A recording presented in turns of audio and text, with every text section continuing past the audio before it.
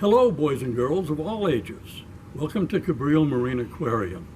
My name's Gary. Say hi, Gary. Glad to have you with us today. I'm going to talk to you about tide pools.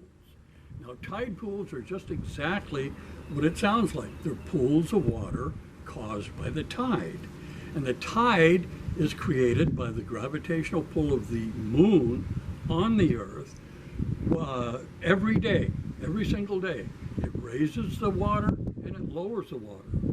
We have here a picture taken right across the street from the aquarium at high tide. You can see where the water line is there, right up around the rocks. Well, here's the same area at low tide, and all of the sand, you can tell it's the same because of the cliff that's on the right-hand side of it. Now, when it's low tide, those rocks get all of these little pools of water in it. And the pools of water hold hundreds of thousands of animals that live there. Now, the animals that live there have to be adaptable. These are sea urchins, and they dig little caves in the rocks so they can hold on and stay there when it's at low tide. Now, the hundreds of animals have to be, I said adaptable, say adaptable. Good.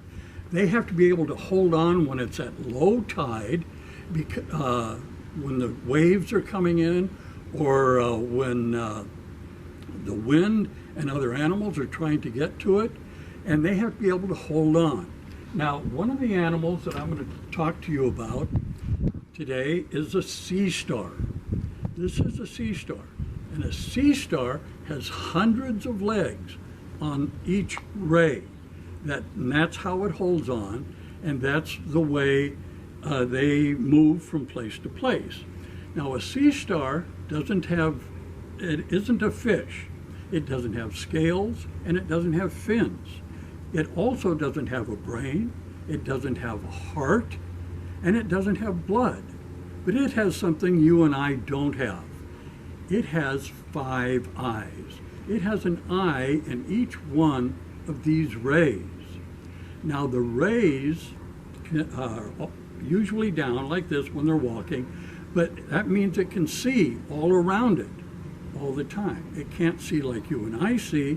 It sees shade and light rather than actual images. But it can find its prey, and it can also detect food when it needs to. So the sea star also has its stomach right in the middle of its body, right there. But a sea star can do something you and I can't do. Let's make a sea star with our hand. 1, 2, 3, 4, 5 rays. Now, sometimes something will come along and break off one of those rays.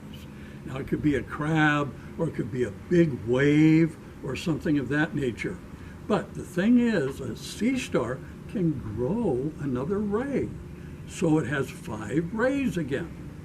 And this ray over here, what's amazing, it can grow 5 more rays, and you'll have 2 sea stars.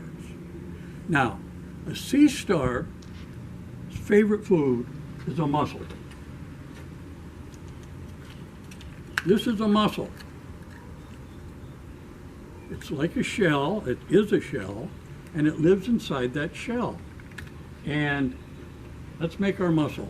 We have one shell here and one shell here. It's a bivalve, and he lives inside. So, the sea star's favorite.